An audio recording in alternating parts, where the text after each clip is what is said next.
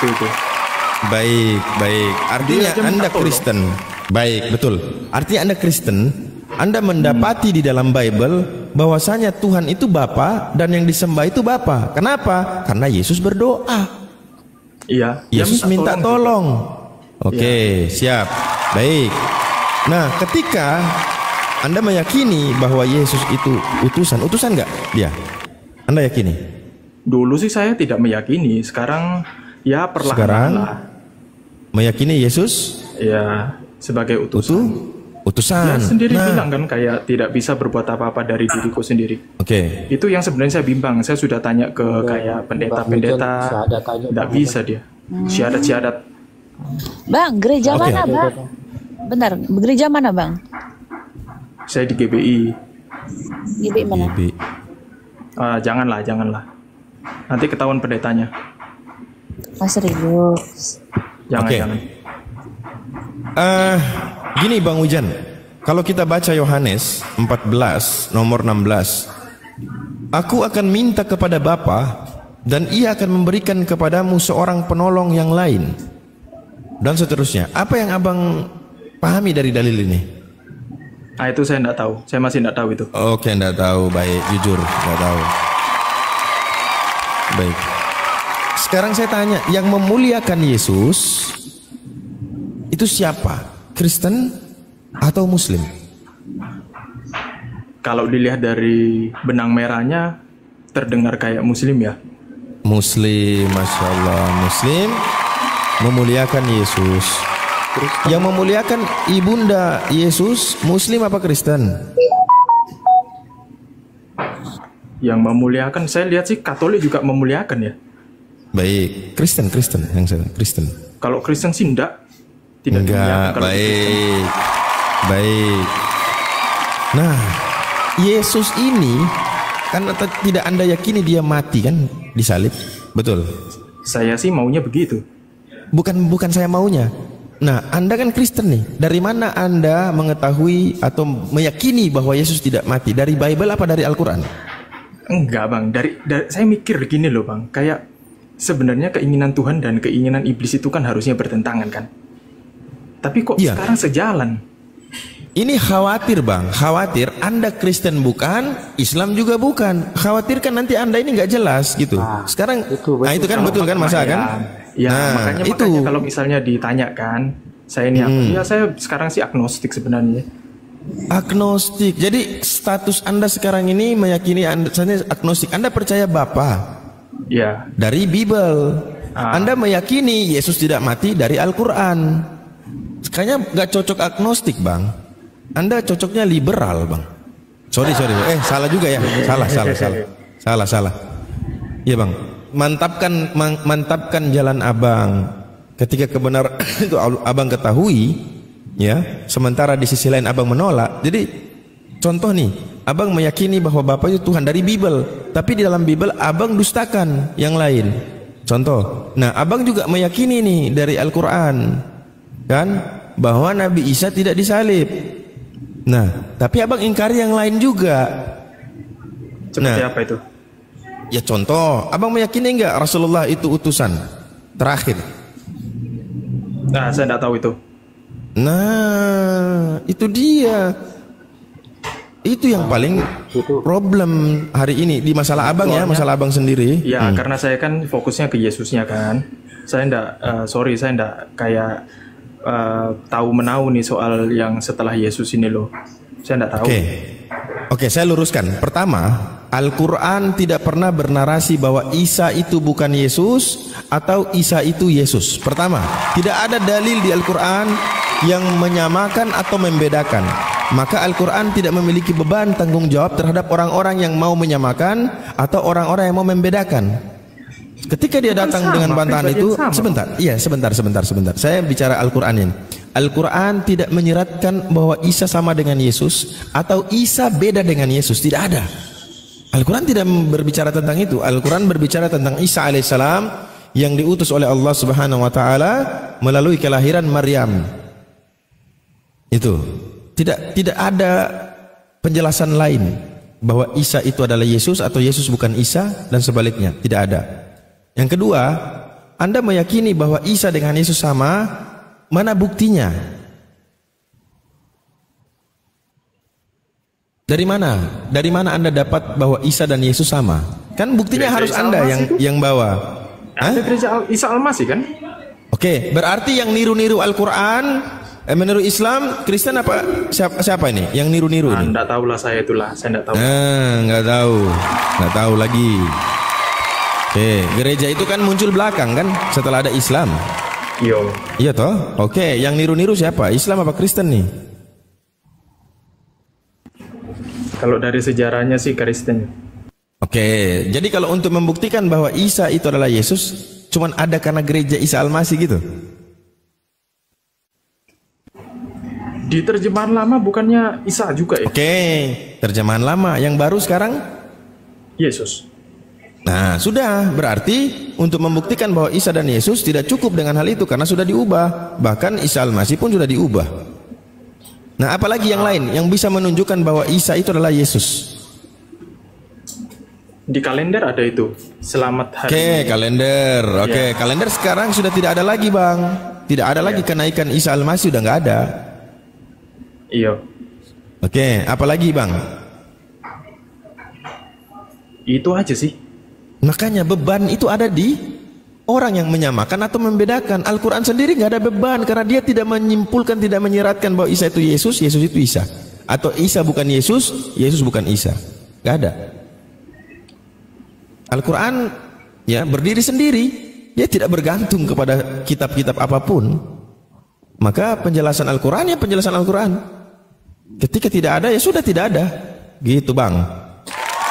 Nah, kalaupun mau dibikin probability, kemungkinan ya kita tidak ada tahu bahwa di dunia ini ada dua perawan. Ada nggak perawan yang lain yang melahirkan anak laki-laki? Belum tahu. Probability, kemungkinan besar bahwa Isa dan Yesus itu tokoh yang sama, kan gitu. Terus kita nggak tahu tokoh yang dilahirkan dari seorang perawan ini ada penyaliban, peristiwa penyaliban. Ada dalam Al-Quran disebutkan wa ma qataluhu wa ma salabuhu. Dia tidak dibunuh, tidak disalib. Berarti peristiwa penyaliban ini ada. Apakah itu Yesus dan Isa? Bisa mungkin, ya, kemungkinan.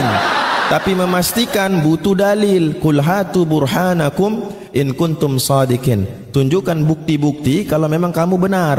Jangan-jangan kita tilka amaniyuhum, hanya berangan-angan saja, hanya meraba-raba saja, gitu. Jadi sekali lagi Al-Quran terlepas dari segala beban-beban, bukti-bukti tanggung jawab. Nggak ada. Al-Quran independen. Dia berdiri sendiri menjelaskan tentang Isa alaihissalam yang tidak mati disalib, tidak mati dibunuh, walakin subbiha lahu, kemudian Allah angkat rafa'as samawat. Gitu. Jadi kalau ada yang mau samakan, tafadhol, ada yang mau bedakan, silahkan, tapi ingat bawa bukti.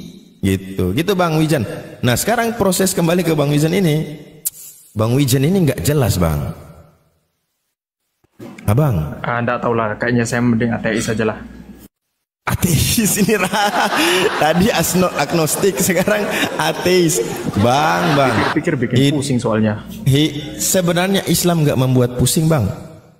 Islam nggak membuat pusing. Tuhan kita satu, Allah. Utusan terakhir adalah Rasul Sallallahu Alaihi Wasallam Muhammad. Adapun mengenai seluruh syariat yang ada, mastata'tum, semampumu. Mampu kerjakan, tak mampu maka dengan cara yang kau mampu. Selesai Bang. Tidak ada pemberatan. Kau nggak bisa ke haji ke sana, tidak punya duit, ya sudah jangan pergi ke sana. Mastata'tum. Dan Islam adalah ajaran yang realistis, yang tidak bertentangan dengan akal sehat. Sebab iman yang benar, iman yang tidak merusak akal. Itu iman yang benar. Kalau iman yang salah, itu pasti merusak akal. Setuju nggak Bang Wijan?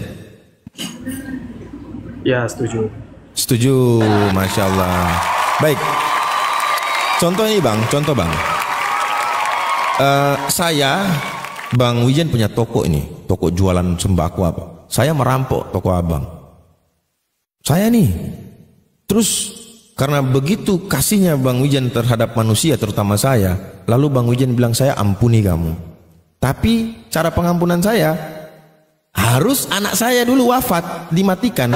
Setuju nggak? Anaknya Bang Wijen harus diwafatkan dulu. Setuju nggak?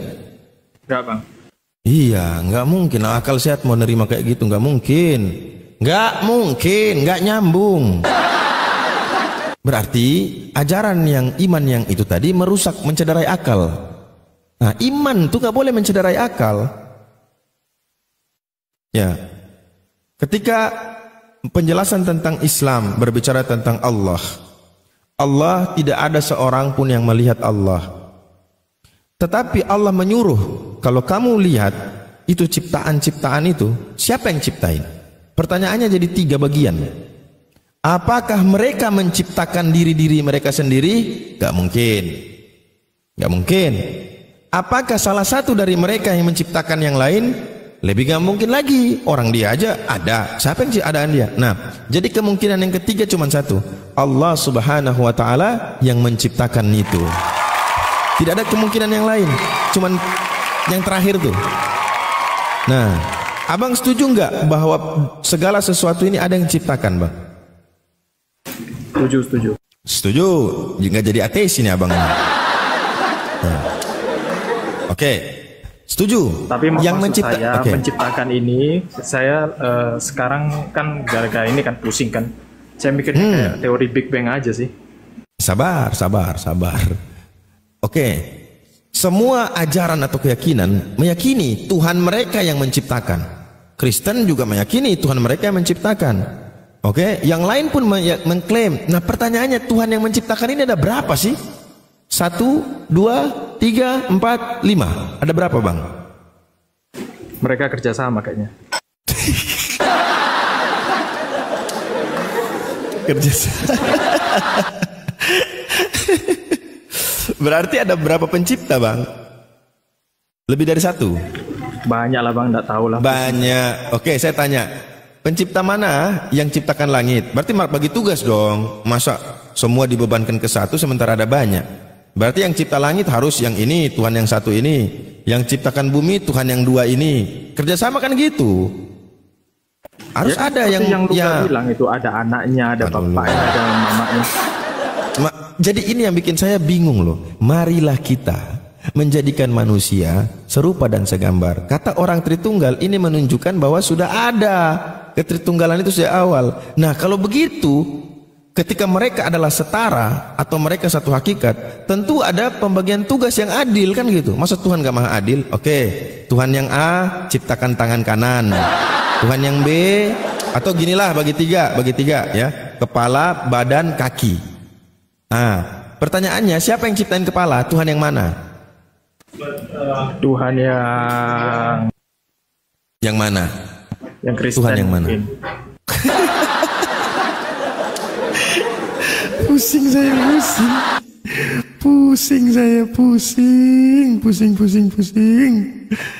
Aduh. Oke, Bapak ciptakan yang kepala, badan yang ciptakan Yesus. Mungkin. Terus bagian kaki Roh Kudus. Mungkin. Nah, berarti apa dialog terakhirnya, kita telah menyempurnakan penciptaan, kan gitu. berarti Tuhan yang cipta langit itu lebih hebat. Waktu dia ciptain langit, dia tidak butuh yang lain. Waktu dia ciptain bumi, dia gak butuh yang lain. Nanti pada saat penciptaan manusia, baru dia bilang, marilah kita. Kan gitu. Waktu dia ciptakan langit, langsung dia bilang, ciptakan langit, ya, maka langit jadi. Itu gak butuh kita di situ, gak pakai kita di situ. Langsung bumi jadi. Begitu ciptakan manusia, marilah kita. Berarti dia ngajak nih yang lain, ayo Tuhan lain, Tuhan A, Tuhan B. Setelah nanti dulu sidang ilahi dulu, para ilahi sidang menetapkan kita mau rancang manusia ini model kayak apa nih. Ya ribut-ribut lah. Model kayak Son Gokong, jangan-jangan. Yang satu keberatan. Kayak ini, jangan-jangan. Udah gimana kalau kayak kita aja. Oke, sepakat. Bagi tugas kita ya. Itu seperti apa itu? Contoh seperti apa manusia itu? Apa? Terus ada nabi seperti Luga itu contoh dari siapa itu? Oh ya, nanti kita tanya dia ya. Nanti kita tanya dia. Saya juga penasaran, pengen tanya dia juga tuh. Iya. Nah, Ketika penciptaan manusia, baru diajak nih yang lain nih. Nah, lebih hebat tuh yang Tuhan yang pertama ciptain langit, ciptain segala sesuatu. Lebih hebat Tuhan yang itu, karena mau tidak mau dia juga turut andil serta dalam penciptaan manusia. Artinya secara kuantiti, dia menciptakan lebih banyak, lebih sempurna, bukan sempurna ya, lebih banyak daripada Tuhan yang lain. Yang lain hanya manusia doang yang diciptain. Itu pun nggak jelas juga nih. Yang mana yang ciptain kepala, yang bikin badan, yang bikin kaki, nggak tahu lah. Nggak tahu sudah kita, berat kita ini. Nah, tapi sabar dulu Bang Wijen ya, nanti kita lanjutkan. Kita sapa dulu yang baru naik. Esti, Mbak Esti. Iya, selamat siang. Selamat siang Mbak Esti. Yang Riko selamat sore.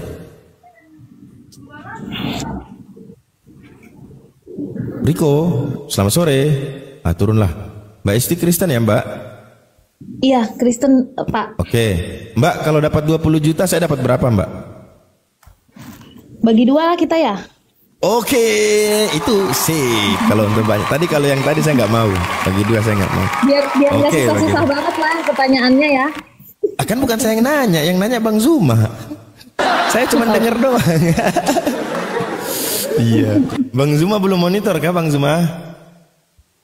Akulah Yesus.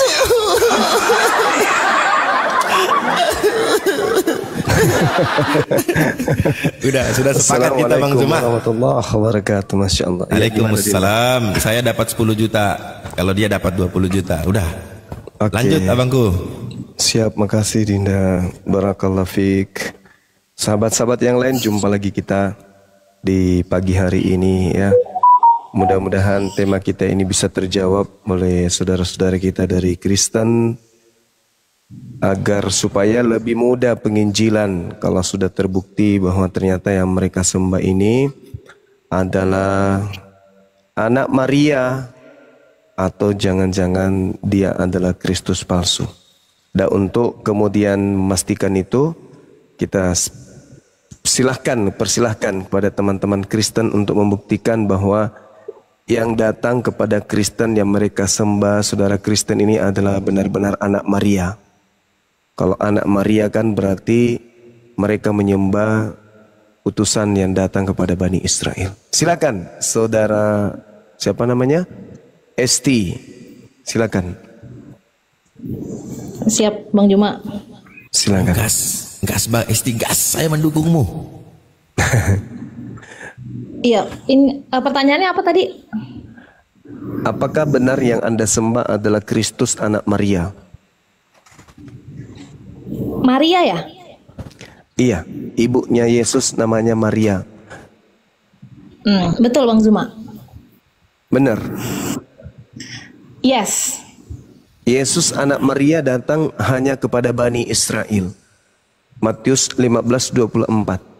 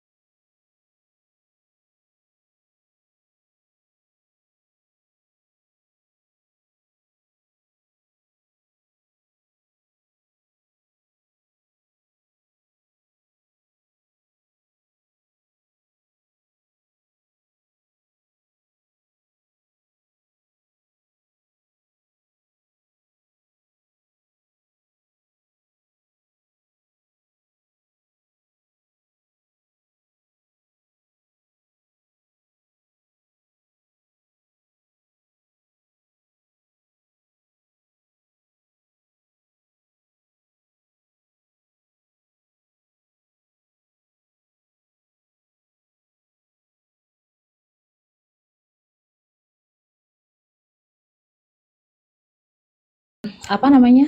Yesus membaca kitab Nabi Yesaya di Lukas 4:16 sampai 21 Bang Zuma. Di mana? Di Lukas 4 ayat 16 sampai 21. Mundur dulu ke data nomor 6-nya. Ketika Yesus dicobai oleh iblis, iblis berkata apa?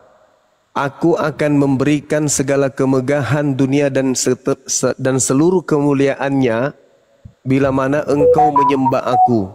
dan aku berhak memberikan kuasa itu kepada siapapun yang aku kehendaki.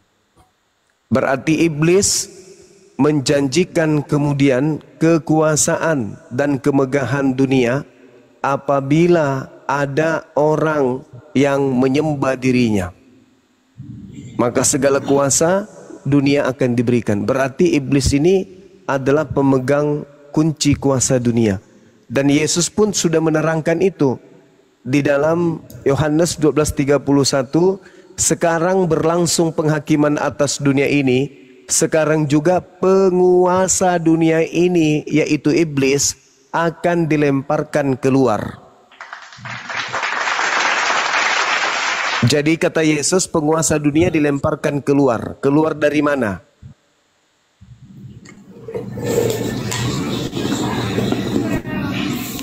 Oke, saya jawab Bang Zuma. Silakan. Dalam Yohanes 8 ayat 23, Yesus berkata, kamu berasal dari bawah, aku dari atas. Kamu dari dunia ini, aku bukan dari dunia ini. Makanya dia nggak bakal bisa menerima kemegahan yang iblis tawarkan. Karena di dalam kepercayaan iman Alkitab, dunia itu berasal dari iblis. Seperti itu, Bang Zuma. Iya. Keyakinan kami ya. Iya. Makhluk-makhluk alamiah sama dengan dia yang berasal dari debu tanah. Makhluk-makhluk surga sama seperti Yesus yang berasal dari surga. Jadi yang berasal dari surga itu, yang berasal dari langit itu bukan cuma satu. Iblis juga berasal dari langit. Dalam 1 Korintus 15:48 pengakuan Paulus, makhluk-makhluk langit itu sama dengan Yesus yang berasal dari langit. Apouranios, makhluk langit, bukan makhluk surga. Iblis pun sama seperti Yesus katanya berasal dari atas, yaitu dari langit. Jadi kalau ada dasar pijakan menuhankan Yesus karena dia berasal dari langit, sekali lagi berasal dari atas, iblis pun berasal dari atas.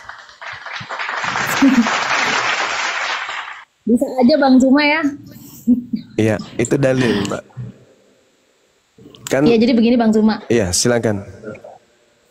Ya, iblis itu memang kan dari langit. Tapi kenapa dia diusir? Dia diusir kan dia ingin menjadi seperti Allah. Ya kan nggak mungkin gitu kan. Sementara jabatan dia Iya. Satu-satunya agama di atas muka bumi ini yang diperintah oleh dia yang ingin menyamai Tuhan, itu agama mana? Agama mana yang melantik manusia menjadi sehakikat dengan pencipta langit dan bumi? Ketika tadi dia ingin menyamai Tuhan, dia gagal. Ketika dia datang kepada Musa, dia gagal. Ketika dia datang kepada Yesus, dia gagal. Tapi ketika dia datang kepada pengikut-pengikutnya, dia berhasil. Pengikutnya menggaungkan ke seluruh dunia bahwa ada sosok bernama Yesus Kristus itu sehakikat, satu level, satu derajat dengan pencipta langit dan bumi. Maka Yesus berkata, waspadalah kepada penyesat yang datang kepadamu dengan memakai namaku, dia akan menyesatkan banyak orang. Banyak orang yang disesatkan ini kemudian mempertuhankan, melantiknya, mendudukkan kemudian kedudukannya tinggi setinggi-tingginya melampaui awan-awan naik ke langit sehingga dia nampak setara dengan Tuhan. Iblis berhasil nggak dengan menggunakan nama Yesus untuk menyamai Tuhan? Berhasil nggak? belum ya? Berhasil. Karena kata Yesus, penyesat ini menyesatkan banyak orang, berarti berhasil. Nah sekarang mari kita lihat, agama mana yang mendudukkan Tuhan itu punya saingan. Tuhan itu dikatakan 3 pribadi, padahal Tuhan itu cuma satu hakikat, tapi ada pribadi-pribadi lain.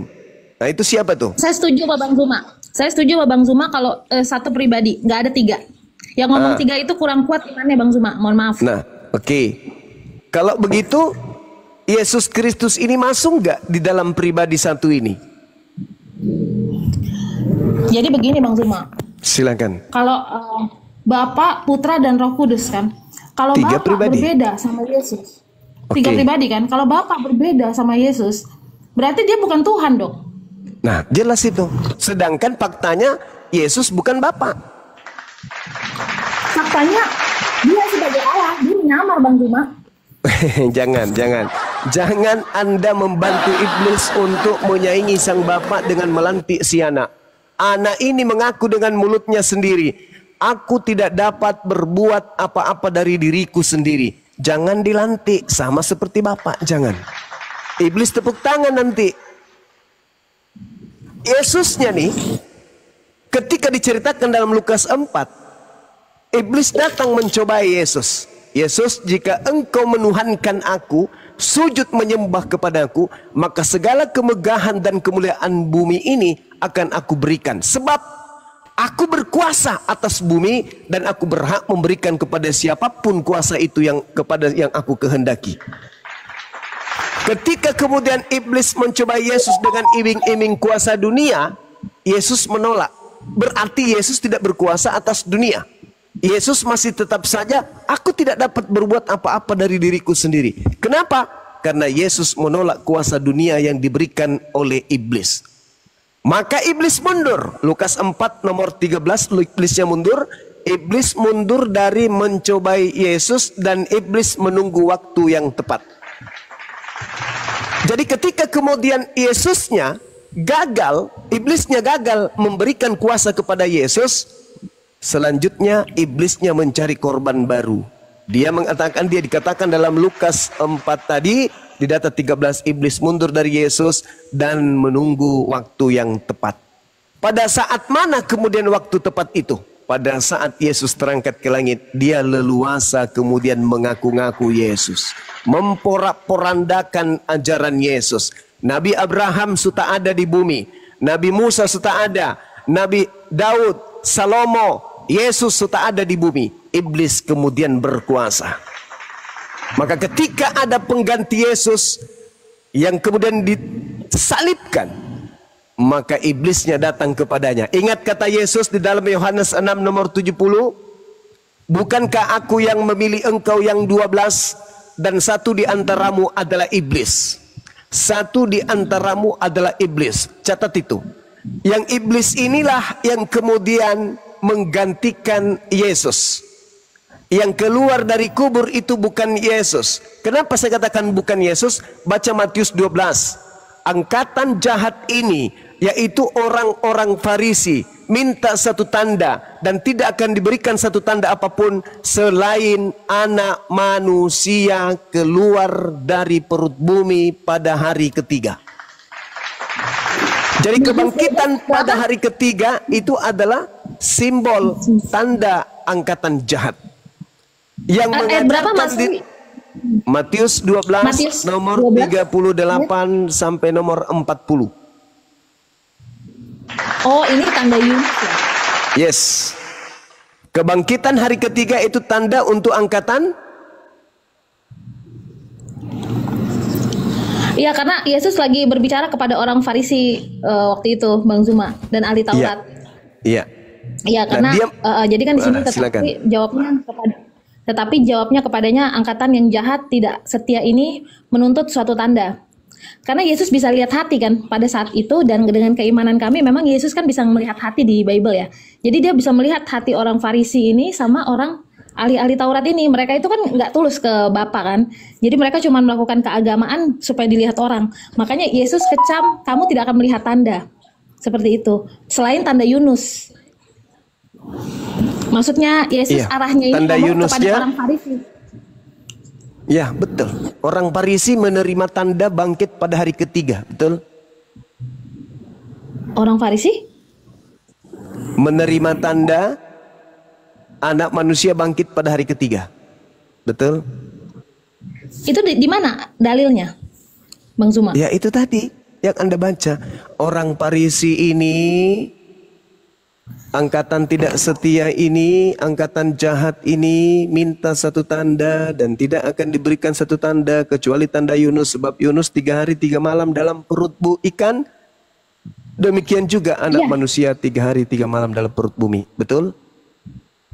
Ini sorry saya potong Bang Zuma. Jadi ada kekeliruan dalam tafsir Bang Zuma baca. Mohon maaf nih. Kalau di silakan. kalau di keyakinan saya nih Bang Zuma, ini Yesus menjelaskan gitu, kalau yang saya baca, ini untuk orang Farisi dan orang Taurat, ahli-ahli Taurat. Ahli Yesus Taurat. itu kan anti banget nih sama mereka, karena Yesus bisa melihat hati mereka itu, mereka cuma melakukan kewajiban agama, tapi mereka tidak ada kasih di dalam hati mereka. Makanya Yesus Mereka bilang tidak mempraktekkan.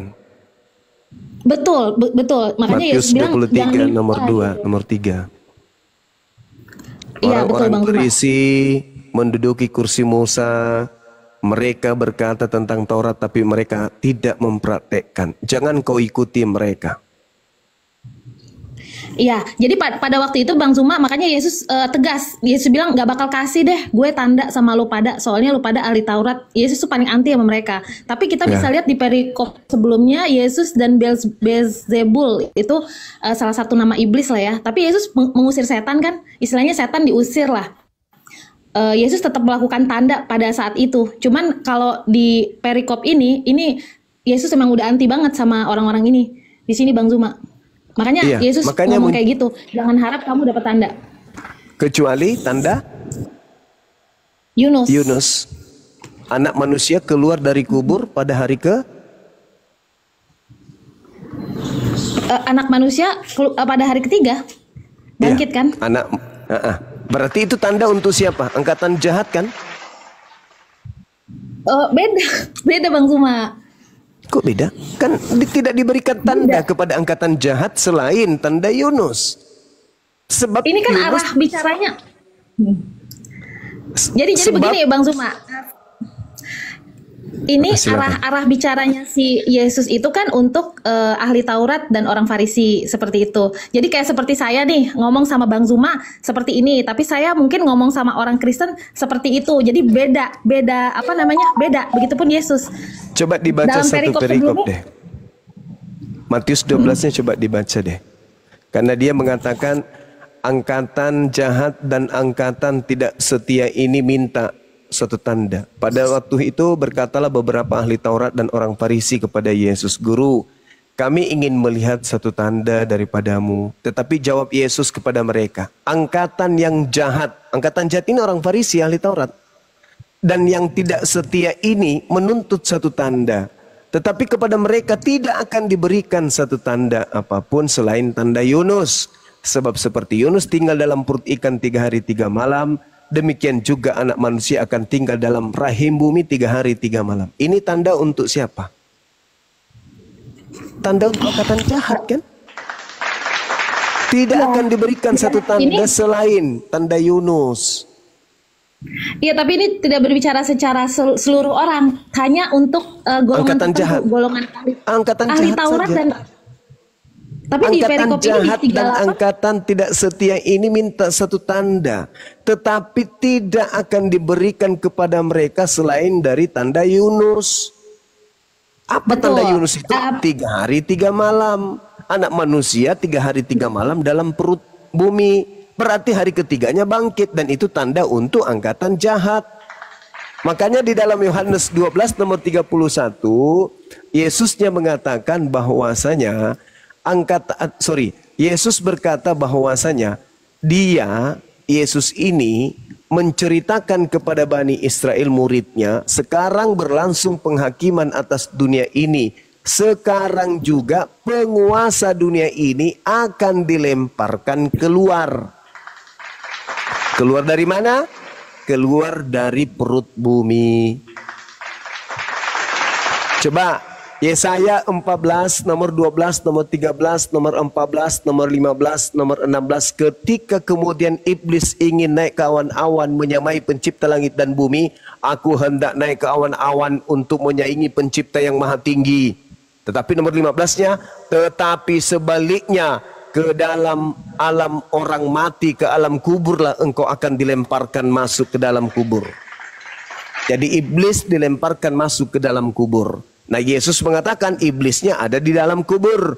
Angkatan jahat minta satu tanda. Tidak akan diberikan satu tanda kecuali anak manusia. Yudas juga anak manusia. Jadi yang keluar dari kubur adalah Yudas, yang di dalamnya ada iblis. Makanya di dalam Yohanes 6 nomor 70, bukankah aku yang memilih engkau yang 12 ini, dan satu di antaramu adalah iblis, yaitu Yudas. Anak manusia keluar dari kubur dan mengaku sebagai Yesus Kristus. Waspadalah kepada penyesat yang datang kepadamu dengan memakai namaku Yesus dan berkata akulah Kristus. Dia akan menyesatkan banyak orang. Itulah dia. Pergilah kepada seluruh bangsa, jadikanlah seluruh bangsa menjadi pengikutku. Itu siapa? Siapa yang ingin kemudian seluruh bumi menyembahnya? Kepadanya diberi kuasa. Kan di dalam Matius 28 nomor 18, kepadaku telah diberi kuasa. Nah, siapa itu yang diberi kuasa tadi? Yesus kan menolak. Tapi yang masuk di kubur ini menerima. Kepadaku telah diberi kuasa di bumi, pergilah ke seluruh bangsa, jadikanlah seluruh bangsa menjadi muridku. Itu siapa? Yesus tadi diberi kuasa di bumi dan segala kemegahan dan kemuliaan, Yesus menolaknya. Berarti bukan Yesus. Makanya dikatakan di data 13-nya, setelah iblis mundur mencoba Yesus, tidak berhasil, dia mundur dan menunggu waktu yang tepat. Pada saat mana kemudian waktu tepat itu? Pada saat ada yang mengkhianati Yesus berkaitan dengan nubuat kebangkitan hari ketiga untuk angkatan jahat. Anak manusia akan berada dalam perut bumi 3 hari 3 malam. Artinya hari ketiga keluar, bangkit dia anak manusia. Dan itu tanda angkatan jahat. Mari kita buktikan bahwa ternyata murid-murid Yesus yang bukan angkatan jahat tidak percaya kepada kebangkitan hari ketiga. Di mana tertulis? Lukas 24 nomor 9 sampai nomor 12. Ketika kemudian Maria dan Maria lain datang kemudian menjenguk kuburan tempat orang itu dikuburkan, mereka tidak menemukan jasad, melainkan hanya kain kafan saja. Lalu mereka pergi ke murid-murid, ke rasul-rasul, ke 11 murid Yesus dan berkata apa yang mereka lihat. Tapi murid-murid mengatakan itu omong kosong. Mereka sama sekali tidak percaya. Namun meskipun demikian, nomor 2. Bang Zuma, sorry saya potong dulu. Karena mereka belum lihat belum datang ke kuburan, Bang Zuma. Makanya mereka bilang omong kosong. Mereka belum cek ke kuburan. Akhirnya mereka cek ke kuburan. Sekarang begini, kalau mereka itu diberi tanda kebangkitan hari ketiga, sebagai murid harus percaya dong. Harusnya mereka mengatakan, oh iya memang kami dipesan guru kami pada hari ketiga dia bangkit. Faktanya jadi begini Bang Zuma. Mereka nggak percaya. Ya, karena murid-murid Yesus belum dikaruniakan Roh Kudus. Karena Yesus nanti setelah Yesus naik ke surga, mereka dibekali Roh Kudus, makanya mereka bisa memberitakan Injil, bisa gacor, bisa keren lah gitu. Maksudnya bisa viral kayak Bang Zuma nih viral kan, mereka bisa viral juga. Nah sebelum Yesus naik ke surga, mereka belum dibekali Roh Kudus. Roh kebenaran itu belum sempurna gitu. Makanya mereka makanya Petrus masih ini kan, saya bukan murid Yesus, dia masih mengkhianati lah ya, masih takut mati lah pada saat itu. Dia juga takut mati, namanya manusia kan, sifat manusia secara berpikir secara akal pasti takut mati, ya kan? Seperti itu Bang Zuma. Jadi mereka belum dibekali, tapi setelah Yesus naik ke surga, mereka udah siap mati semua kan untuk Injil. Karena sudah dibekali roh kebenaran itu Bang Zuma. Ya, boleh saja Anda berbicara seperti itu, boleh. Tapi tidak sesuai dengan fakta. Kenapa tidak sesuai dengan fakta? Yesus sudah kemudian ada Roh Kudus sebelum dia terangkat ke langit. Bahkan Elizabeth, kemudian Zakaria, bahkan Yohanes Pembaptis di dalam kehamilan dia itu sudah ada Roh Kudus. Lalu kemudian Yesus juga pernah menghembusi mereka dengan Roh Kudus. Jadi kalau dikatakan karena mereka tidak mengerti faktanya, pada saat di nomor 12-nya Petrus bertanya dalam hatinya setelah datang ke kuburan, melihat betul-betul tidak ada kemudian jasad di situ. Petrus berkata dalam hatinya, apa yang sedang terjadi? Nah, seperti itu adanya. Jadi saya kira ketika Yesus berkata, waspadalah kepada penyesat yang datang kepadamu, di mana Kristus palsu ini juga menyesatkan orang-orang pilihan, itu harus tergenap itu. Matius 24 nomor 24. Sebab Kristus palsu dan nabi-nabi palsu akan datang, akan muncul dan akan melakukan banyak mukjizat dan tanda-tanda yang dahsyat. Sekiranya mungkin dia akan menyesatkan orang-orang pilihan juga. Jadi kalau saudari mengatakan belum dihembusi Roh Kudus, maksudnya Murid-murid pilihan pun jadi korban penyesatan. Kata siapa? Kata Yesus. Tertulis di mana? Matius 24 nomor 24. Padahal tadinya mereka dikatakan jangan ke bangsa lain, tetapi pergilah kepada domba yang hilang dari umat Israel. Tapi kalau mereka ternyata pergi ke bangsa lain, berarti mereka benar-benar terkena disesatkan oleh Kristus palsu tadi. Karena itu ucapan Yesus dalam Matius 24. Maka apabila ada orang berkata kepadamu, ada Yesus di sini, ada Yesus di sana, jangan kau percaya. Camkanlah, aku telah mengatakannya kepadamu terlebih dahulu. Apabila ada orang berkata bertemu dengan aku di padang gurun, atau bertemu dengan aku di dalam bilik rahasia, jangan kamu percaya. Sebab kedatanganku sama seperti kilat yang memancarkan sinar dari timur sampai ke barat. Demikian juga lah nanti kedatanganku yang kedua. Kata Yesus begitu. Kalau ada orang mengatakan, aku bertemu dengan Yesus loh, jangan kamu percaya. Sebab kedatanganku dibarengi dengan tanda-tanda.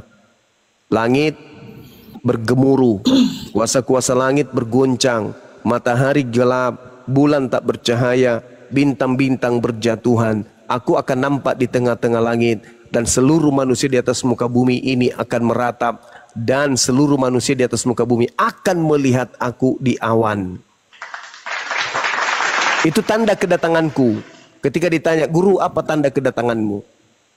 Yesus menjawab, pertama, matahari menjadi gelap, bulan tak bercahaya, bintang berjatuhan, dan seterusnya. Nah, apakah tanda ini sudah ada kepada Paulus?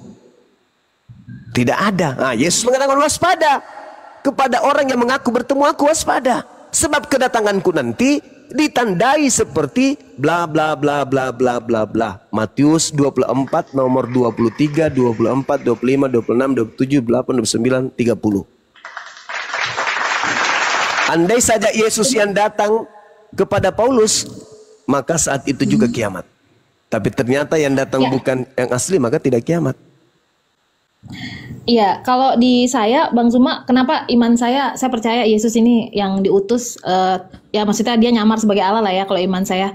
Itu ada di Lukas 4 ayat 16 sampai 21. Jadi dia membuka, pada saat itu kan dia pergi ke tempat peribadahan sinagog, pada hari Sabat, dia buka ayat Alkitab, dia membuka Yesaya. Jadi dia menggenapi nih, Yesaya 61 ayat 1 sampai 7 kan sudah bilang akan datang. Nah, dia baca lagi di situ. Seperti itu, Bang Zuma. Jadi dalam nubuat itu. Iya, silakan. Ya, dalam nubuat itu kan dibilang oleh ia telah mengurapi aku, menyampaikan kabar baik pada orang-orang miskin, dan ia mengutus aku ayat 4:19 untuk pokoknya bla bla bla. Itu diambil dari Yesaya 61 ayat 1 sampai 7. Makanya Yesus buka di saat hari Sabat. Itu dia baca Alkitab, dia kasih roh Tuhan ada padaku. Ya, makanya Bapa dan dia satu. Seperti itu. Iya, jadi terkait dengan roh Tuhan, pengakuan Yesus lebih awal di Yohanes 3 nomor 13.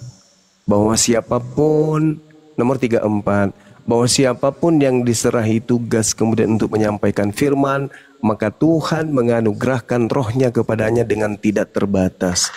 Itu tak ada hubungannya dengan Kristus palsu, nggak ada. Kristus palsu ini mengaku Tuhan dan menyesatkan banyak orang. Kalau hanya sekedar diimani, Yesus itu utusan Tuhan, diberikan kuasa membangkitkan orang mati, orang lumpuh berjalan, orang buta melihat, itu orang Islam juga imani itu. Yang jadi masalah ini si palsu ini mengajak orang lain untuk menuhankan dirinya. Itu sesatnya di situ. Kalau hanya sekedar utusan, umat Islam imannya di situ. Bahwa Nabi Isa yang datang lahir tanpa ayah adalah rasul bagi Bani Israel. Al-Quran surah As-Saff. Wa iz qala Isa bin Maryam ya Bani Israel inni rasulullahi ilaikum musaddiqan lima baina yadai minat Taurah wa mubasysyiran bi rasuli ya'ti min ba'di ismuhu Ahmad. Itu iman kami bahwa nabi itu yang lahir tanpa ayah itu utusan Allah kepada Bani Israel. Dia rasul, dia memiliki kemudian mujizat-mujizat yang luar biasa. Tetapi endingnya Ma qultu lahum illa ma amartani bi ani ubudullah rabbi wa rabbakum. Endingnya mengajarkan murid-muridnya menyembah kepada Allah Tuhannya dan Tuhan murid-muridnya. Yohanes 4 nomor 24. Aku dan kalian menyembah apa yang kami kenal, sedangkan mereka menyembah apa yang tidak mereka kenal. Artinya Yesus penyembah Tuhan. Sedangkan yang datang kepada kalian itu adalah Tuhan yang datang dalam rupa manusia. Di mana bisikan itu muncul? Di Filipi 2 nomor 6, nomor 7, nomor 8, Kolose 2 nomor 9. Jadi Yesus yang datang sebagai nabi rasul untuk Bani Israel berbeda dengan Yesus dan yang Kristus yang datang kepada saudara-saudara Kristen, berbeda. Aku diutus hanya kepada domba yang hilang dari umat Israel saja. Itu Yesus yang anak Maria. Aku mengajarkan kalian, pergilah ke seluruh bangsa, jadikanlah mereka semua jadi pengikutku. Itu Yesus yang berbeda. Dan Yesus yang datang kepada Bani Israel itu manusia. Sedangkan Yesus yang datang kepada Paulus itu bukan manusia. Sedangkan malaikat berkata, Yesus nanti datang ke bumi ini sebagai manusia. Bahkan Yesus mengaku dalam Matius 24 nomor 30, aku datang sebagai manusia. Sedangkan Paulus mengaku di Galatia 1 nomor 1, nomor 11, nomor 12, Yesus datang kepadanya bukan manusia. Sedangkan 2 Yohanes 1 nomor 7 berkata, siapakah penyesat itu? Bukankah dia yang pergi ke seluruh dunia yang tidak mengaku Yesus Kristus datang sebagai manusia? Itulah si penyesat, itulah si antikristus. Islam mengaku Yesus datang sebagai manusia. Murid-muridnya mengaku Yesus datang sebagai manusia. Yesus mengaku datang sebagai manusia. Giliran Paulus, dia mengatakan Yesus datang kepadanya bukan sebagai manusia. Siapakah penyesat itu? Siapakah pengikut penyesat itu? Ya Kristen. Tidak mungkin Kristen menyembah Yesus kalau Kristen sepenuh hati mengaku Yesus itu manusia. Tidak mungkin.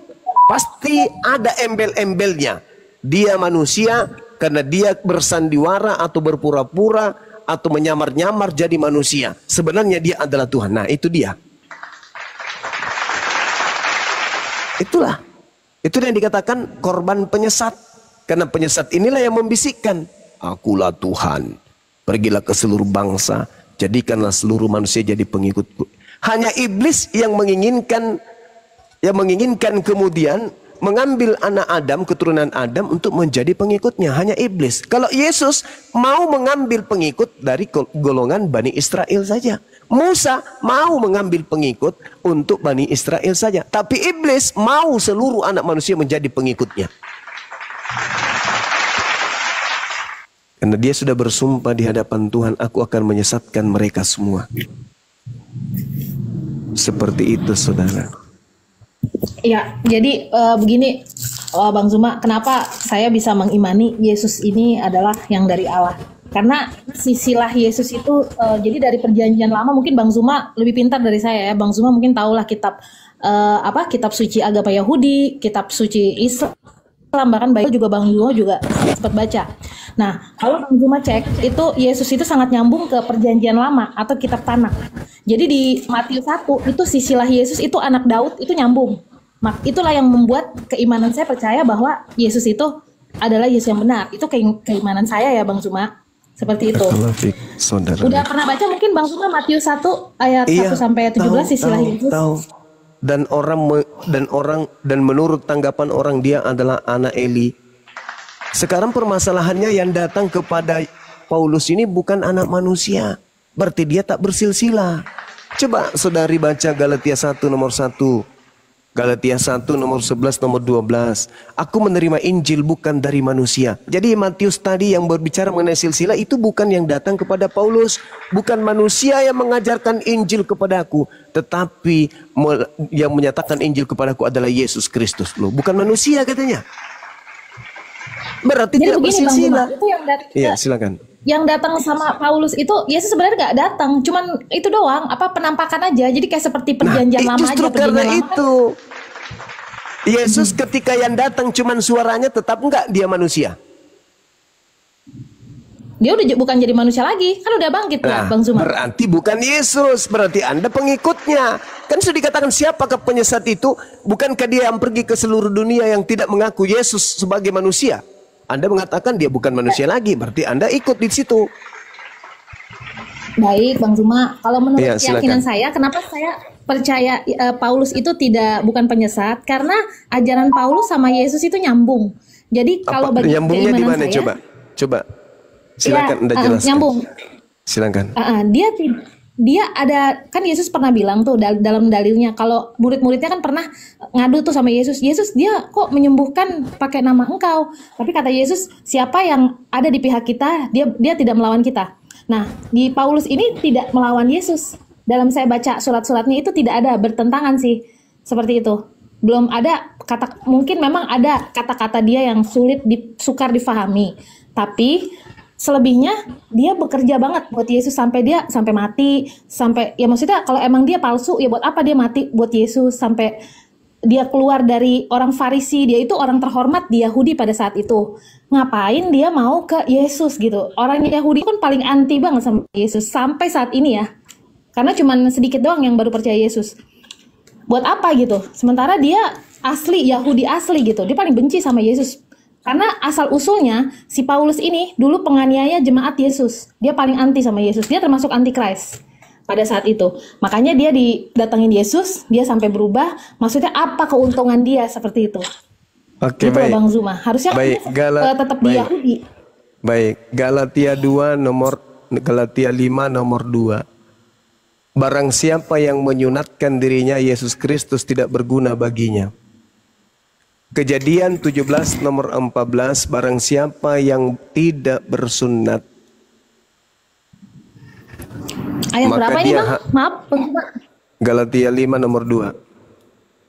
Maka dia harus dihilangkan dari sebangsanya karena dia telah membatalkan perjanjian kekalku. Itu digenapi. Ulangan 18 nomor 19 nomor 20. Barang siapa yang berkata barang siapa yang berkata tidak dengan firmanku dan mengaku itu dari firmanku, maka dia harus dilenyapkan dari sebangsanya. Itu menggenapi nubuat. Nah, sedangkan Yesus berkata, barang siapa yang meniadakan setitik pun dari hukum Taurat, Matius 5 nomor 19, maka dia dan mengajarkan kepada orang lain, maka dia akan menempati tempat terhina dari kerajaan Tuhan. Betul. Kemudian, ya. Kata-katanya kan tempat yang paling bawah di kerajaan surga ya. Berarti belum neraka dong, masih di dalam kerajaan surga itu, kan? tempat terhina itu di mana? Tempat terhina di mana itu? Tempat terhina. Tapi bahasanya kalau di Alkitab bahasanya ya Bang Zuma ini tempat terendah dalam kerajaan Allah. Kalau neraka kan Yesus bilang siksaan kekal, masuk neraka kayak di Matius 25 Mari kita lihat bahasa aslinya di dalam bahasa Yunani. Apakah yang dimaksud kemudian di dalam Matius 5 nomor 19 ini, supaya kita tahu apakah benar Yesus menubuatkan tempat terhina kepada yang menghilangkan hukum Taurat. Barang siapa, maka dia akan menduduki tempat terendah. Rendah dalam bahasa Yunaninya adalah elakistos. Elakistos itu artinya paling hina. Apakah masih ada yang hina dibandingkan neraka? Tak ada. Berarti tempat yang paling hina itu neraka. Kerajaan Allah itu kan surga dan neraka. Itu kerajaan Allah, itu kerajaan langit. Kerajaan Allah itu bukan cuma surga. Kerajaan Allah itu surga dan neraka. Makanya dikatakan Malik Yaumiddin. Dia adalah raja di hari pembalasan, hari kemudian. Hari kemudian itu surga neraka. Sedangkan di dalam kitab Matius 5:19, dia akan menempati tempat terhina kalau menghilangkan sunat. Itu dalil. Itu dalil. Jadi kalau kita belajar Bible, kalau kita ingin tampil sebagai narasumber, tidak cukup hanya dengan terjemah. Kita harus belajar original teks supaya kita paham. Jangan dikibulin oleh lembaga. Oleh karena itulah kemudian kalau ada ini mengatakan ajarannya berkesinambungan, saya katakan boleh iya. Karena Yesus menubuatkan penyesat. Berkesinambungan penyesatnya dia. Yesus berkata loh, Matius 24 nomor 24. Sebab Kristus palsu dan nabi-nabi palsu berarti ada Kristus yang mengutus nabi. Nah sekarang, siapa yang mengaku pengikut Kristus hari ini? Kristen. Kalau Kristen membela diri, mempertahankan bahwa kami Kristen bukan pengikut Kristus palsu, oke, silakan aja. Kita sepakat, Kristen bukan pengikut Kristen palsu, Kristus palsu. Tapi, apakah Yesus pembohong? Bukan. Kalau Yesus bukan pembohong, berarti banyak orang akan disesatkan oleh Kristus palsu ini. Tolong tunjukkan mana banyak orang itu. Kalau bukan Kristen, ada? Tidak ada. Kalau tidak ada berarti Yesus bohong nggak? Harus ada yang menggenapi. Dan satu-satunya kandidat yang menggenapi ini pengikut Kristus. Yang harus diwaspadai adalah Kristus. Kalau dia Kristus asli, dia akan mengajarkan hukum Taurat. Jangan hukum Taurat setitik pun, karena kapan kau hilangkan, kau akan menempati tempat terhina. Faktanya Paulus mengajarkan apa? Dengan matinya Kristus di atas tiang salib, dia telah membatalkan hukum Taurat beserta segala ketetapan perintah yang ada di dalamnya. Efesus 2 nomor 15. Bukan hanya yang terkecil dihilangkan oleh Paulus, tapi seluruhnya, baik besar sedang kecil, dia semua dihapuskan dengan darah Kristus di atas tiang salib. Yang mana yang harus kami percaya, Yesus atau Paulus? Ya, jadi begini Bang Zuma, kalau yang tadi soal sunat ya Bang Zuma, itu sudah jelas sekali ya. Kalau sunat itu kan itu untuk Abraham dan keturunannya. Kan kami, maksudnya kami orang Kristen ini bukan orang Yahudi kan Bang Zuma. Ini firman Tuhan sudah jelas. Jadi sunat itu tanda perjanjian Allah dengan Abraham dan keturunannya sampai sekarang untuk Yahudi. Nah sementara kami kan bukan makanya Paulus itu kan datang untuk luar bangsa Israel, di luar juga kan dia. Makanya dia beritakan sampai ya itu karena jasa-jasanya lah, maksudnya sampai orang Kristen ini banyak seperti itu. Jadi sunat merupakan tanda bahwa Abraham dan keturunannya telah menerima perjanjian Allah. Dan sunat juga kan materai kebenaran yang mereka miliki. Jadi itu tandanya mereka. Mungkin ada ayat lain Bang Zuma, maksudnya sampai Bang Zuma berpikir Paulus ini bukan dari Yesus? Dari uraian saudara barusan mengatakan bahwa sunat itu hanya untuk Bani Israel. Oke, Yesus hanya untuk Bani Israel. Harus juga terima itu. Terima juga itu. Jangan dipenggal. Hukum Taurat sunat hanya untuk Bani Israel. Yesus dengan mulutnya sendiri, aku diutus hanya kepada domba yang hilang dari umat Israel. Tiba-tibanya kok ada Yesus Kristus yang untuk non-Yahudi. Sedangkan yang untuk non-Yahudi itu Paulus. Galatia 1 nomor 15, aku diutus kepada non-Yahudi. Yesus Matius 15 nomor 24, aku diutus untuk Yahudi. Jadi Yesus untuk Yahudi, Paulus untuk non-Yahudi. Pertanyaannya, kalau Yesus aja yang diutus hanya untuk Bani Israel, lalu siapa yang mengutus Paulus untuk non-Yahudi? Iya Bang, kalau ayat Yesus kan sudah jelas ya, Matius 28 itu yang pas dia mau naik ke surga, dia tuh udah ngomong gitu loh. Kalau misalnya itu baptislah mereka dalam nama Bapa, Anak dan Roh Kudus, dan ajalah mereka melakukan segala sesuatu. Jadikan semua bangsa muridku semua bangsa. Itu sudah ada, maksudnya ini ada dalilnya, makanya saya ambil dari sini. Matius 28 sekarang ini, begini, yang perintah. saudari, Yesus mengatakan, waspadalah kepada penyesat yang datang kepadamu dengan memakai namaku dan berkata akulah Kristus. Dia akan menyesatkan banyak orang. Pertanyaan saya, dengan cara apa oknum Kristus ini menyesatkan banyak orang? Dengan mengaku sebagai Yesus.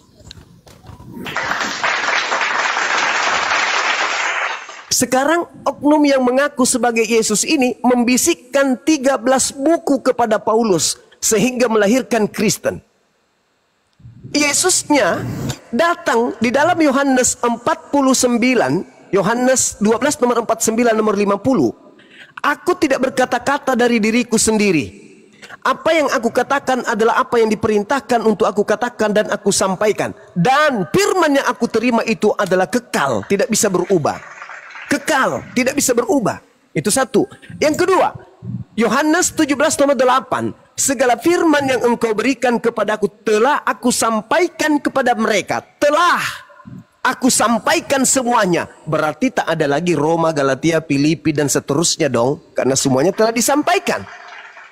Tetapi kok tiba-tiba ada yang mengaku menerima firman dari sosok yang mengaku Yesus Kristus.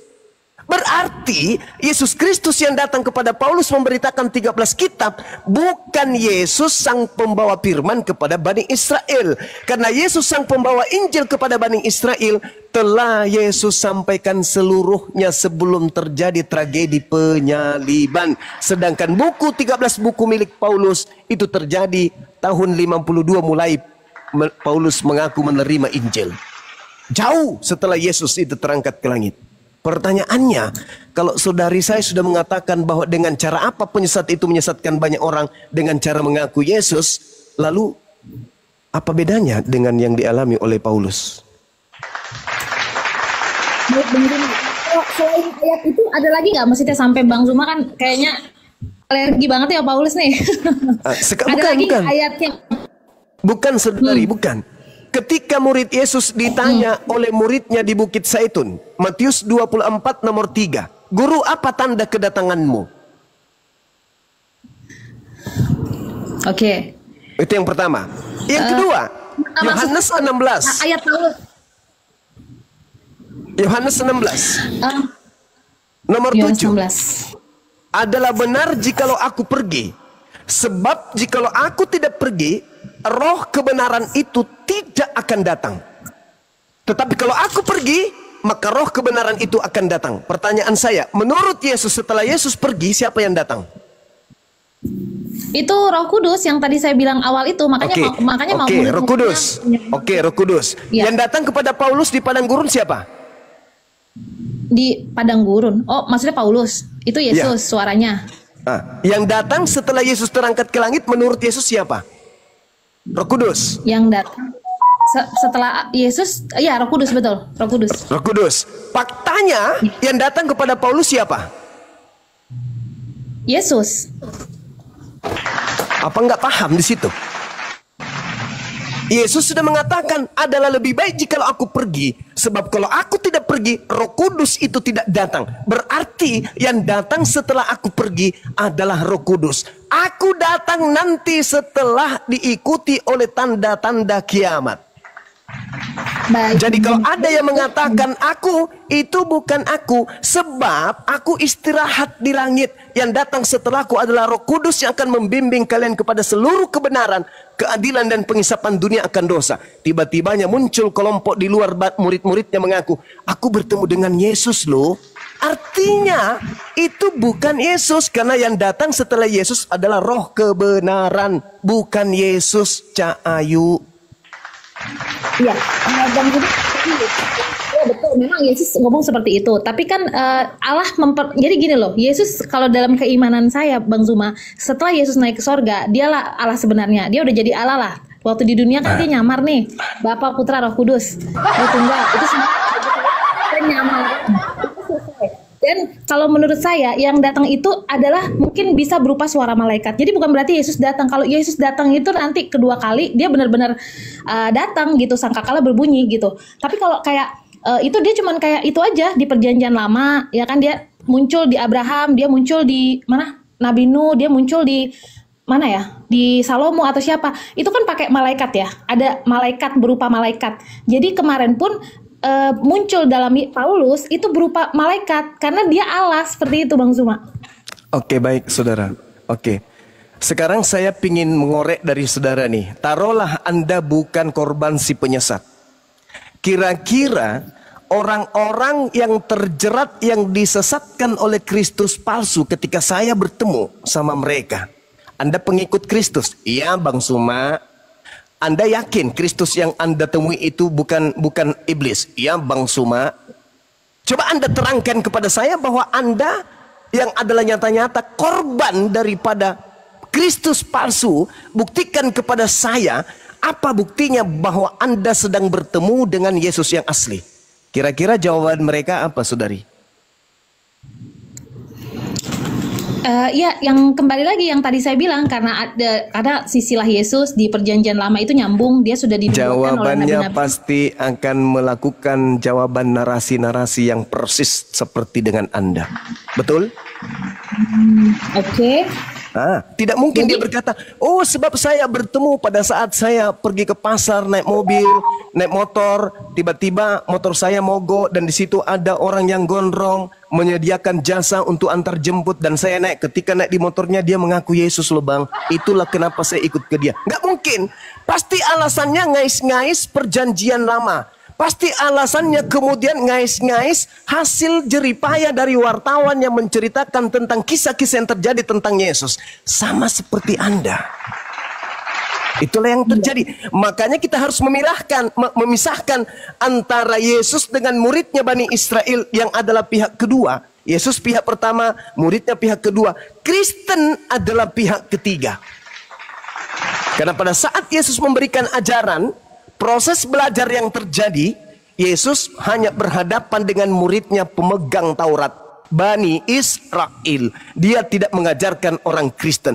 Kristen muncul nanti ketika kemudian Kekaisaran Romawi meninggalkan ajaran penyembahan berhala mereka, mengganti pakaian mereka dengan mengajarkan agama Katolik kepada negara-negara atau daerah-daerah jajahannya, sampai kepada kerajaan Belanda, Portugis, langsung masuk ke Indonesia. Lahirlah kemudian saudara-saudara sebagai pengikutnya. Sekarang permasalahannya adalah, kepada siapa Bang Suma harus bertanya, mana pengikut Yesus palsu ini? Karena hanya ada satu kelompok di atas muka bumi ini yang mengaku pengikut Yesus, yaitu Kristen. Kalau Kristen ternyata bukan pengikut dari Kristus palsu, lalu kemana hendak mata saya memandang? Islam tak mungkin, Buddha nggak mungkin, Hindu nggak mungkin, ateis nggak mungkin, Islam apalagi. Lalu satu-satunya kandidat adalah Kristen. Apa hasil daripada penelitian saya ini? Matius 7 nomor 22 nomor 23. Pada hari terakhir nanti banyak orang menyeru kepadaku, Tuhan, Tuhan, bukankah kami bernubuat pakai namamu, mengusir setan pakai namamu, bermujizat pakai namamu juga? Pada saat itulah aku akan berterus terang kepada mereka, aku, Yesus, tidak mengenal kalian. Kalian semua adalah pembuat kejahatan. Kok Yesus tidak mengenal dia? Kenapa? Karena Yesus saat ini ada di langit. Dia tidak bisa melihat ke bawah. Dia sedang diistirahatkan oleh Tuhan. Nanti masa dia datang diutus oleh Tuhan kedua kalinya, baru dia tercengang-cengang, terkaget-kaget. Miliaran manusia menyebut-nyebut namanya, memanggilnya Tuhan, bernubuat pakai namanya, bermujizat pakai namanya. Tapi Yesus melihat satu persatu, loh, kok ini bukan Bani Israel ya? Ini dari mana kelompok ini? Oh, ternyata inilah yang kemudian saya nubuatkan waktu itu, karena yang kukatakan adalah firman Tuhan. Yohanes 14 nomor 24. Firman yang keluar dari mulutku itu bukan dari aku, tetapi dari Bapa yang Maha mengetahui apa yang akan terjadi, yang berkata melalui aku. Yohanes 14 nomor 24. Jadi ketika Yesus datang kedua kalinya, dia kaget. Loh, kok ini banyak kali pengikutku? Orang dari mana aja ini? Kemudian kalian sendiri juga mengharap, lah inilah Yesus kita, hore, inilah Yesus kita, hore, inilah Yesus kita. Padahal Yesus yang kalian sembah itu sudah lebih dulu ke neraka. Kalian hanya tinggal satu kandidat Yesus yang kalian datangi. Yesus, bukankah kami bernubuat mengusir setan, bermujizat selama ini dengan namamu? Apa kata Yesus? Enyahlah daripada aku, kalian semua adalah pembuat kejahatan. Aku tidak mengenal kalian. Kalau lagi-lagi itu bukan Kristen yang diusir, lalu siapa yang bermujizat, mengusir setan, bernubuat, memanggil Yesus Tuhan? Islam kagak, Hindu kagak, Buddha kagak, ateis kagak. Satu-satunya kandidat hanya kalian. Ya, itu kan menurut kepercayaan Bang Zuma, tapi kepercayaan saya kan tidak seperti itu Bang Zuma. Silakan. Tapi ngomong-ngomong, Bang Zuma udah pernah baca Roma 3 ayat 31 belum? Roma 3 pernah. Ayat 31. Keren itu kalau kita baca Roma 3 itu. Roma 3 ini dia kemudian mengkerdilkan hukum Taurat. Coba Anda baca nomor 3-nya. Apa yang terjadi di sana? Nomor 7 maksudku. Tetapi jika kebenaran Tuhan oleh dustaku semakin melimpah bagi kemuliaannya, mengapa aku masih dihakimi sebagai seorang yang berdosa? Boleh nggak menurut hukum Taurat orang berdusta? Boleh nggak? Jangan kau bersaksi dusta. Kok jadi aneh gitu loh? Kok jadi aneh? Jadi makanya di Roma 3 ayat 31 kan akhirnya Paulus bilang juga nih, makanya kan, jika demikian adakah kami membatalkan hukum Taurat karena iman? Ya sama sekali tidak, sebaliknya kami meneguhkannya. Itu yang saya bilang Bang Zuma, ayat-ayat Paulus itu nanti satu dia begitu, yang satu dia begitu. Jadi kita harus mengaitkan semua ayat gitu loh. Baik dipahami. Baik saudari, silakan ada tumpuk 13 kitabnya Paulus. Saya hanya butuh satu data dalam perjanjian lama yang berkata, di dalam Ulangan 27 nomor 26, terkutuklah orang yang tidak mempraktekkan hukum Taurat dengan perbuatan. Ya, saya bertanya. Saya bertanya kepada saudara, apakah kemudian Kristen melakukan hukum Taurat? Nah, itu di Matius 5. Di Matius 5 tadi yang Bang Zuma kasih ayat berapa ya Bang Zuma? 19. Yesus bukan. Matius 5 itu Yesus dan hukum Taurat. Disinilah penggenapan hukum Taurat. Jadi ini jelas ya bahwa yang tadi saya bilang, kalau di hukum Taurat kan tidak boleh berzina. Tapi kalau hukum kasih, menginginkan perempuan dalam hati sudah zina. Ya, terus kalau misalnya di hukum Taurat itu mencuri, jangan apa gitu. Tapi kalau di hukum kasih, kita orang ngutang sama kita aja kita nggak boleh tagih seperti itu sampai dia benar-benar bisa bayar. Kita nggak boleh. Itu penggenapan seperti itu contohnya, Bang Zuma. Oke, baik. Ulangan 4 nomor 2, jangan kau menambahi, jangan kau mengurangi. Itu maksudnya apa? Jangan menambahi mengurangi. Yesus kan menggenapi. Beda arti dari menambahi atau mengurangi. Yang tadi katanya Anda sudah lebih sempurna lagi kan? Digenapi katanya dihilangkan. Jadi kalau 9 mau digenapkan menjadi 10, itu dihapuskan semua 1 sampai 9 gitu. Supaya genap 10. Enggak gitu. Lalu jadi lengkap. Jadi lengkap ya, gitu. Berarti 9 menjadi 10 kan? Bukan dihapus. Kalau 9 mau digenapkan menjadi 10, berarti ada penambahan atau pengurangan?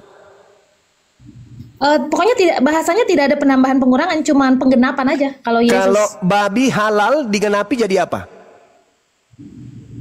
Babi nggak halal, Bang Zuma. Siapa? Kalau babi haram digenapi jadi apa dia? Digenapi? Ya pokoknya kita tetap, kalau saya kan tetap nggak makan. Saya nggak tahu ya aliran yang lain mungkin doyan. Kalau saya tetap ikutin. Kalau saya tidak makan babi, ya kan? Jangankan babi, saya ikutin imamat semuanya kok. Sampai lemak, darah, semua saya tidak makan. Kalau hukum Taurat itu menurut saudari saya ini, itu diperuntukkan untuk siapa? Hukum Taurat, dan maksudnya hukum Taurat? Hukum Taurat ini diperuntukkan untuk siapa? Hukum Taurat itu ya kalau karena saya undernya Yesus, ya saya ikut Yesus aja, ikut penggenapan dia. Dalam penggenapan maksud saya gini, Yesus bukan. Hukum Taurat ini diwahyukan kepada Nabi Musa untuk siapa?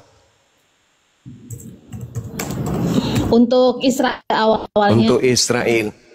Kalau hukum Taurat untuk Israel, lalu kalau digenapi untuk siapa? Nah, karena sudah digenapi buat seluruh bangsa, Bang Zuma. Karena sudah digenapi. Maksudnya belum digenapi itu kan memang orang Yahudi dulu. Jadi gini, misalnya gini, saudari ya, ada perintah kemudian untuk Bani Israel. Ketika dihapuskan hukum itu, ketika hukum itu dihapuskan, misalnya jangan bersunat, jangan tidak bersunat, bunuh orang yang tidak bersunat, itu untuk Israel. Ketika kemudian itu dihapuskan perintah itu, yang dibebaskan dari perintah itu siapa? Yang dibebaskan dari perintah, maksudnya dari Taurat?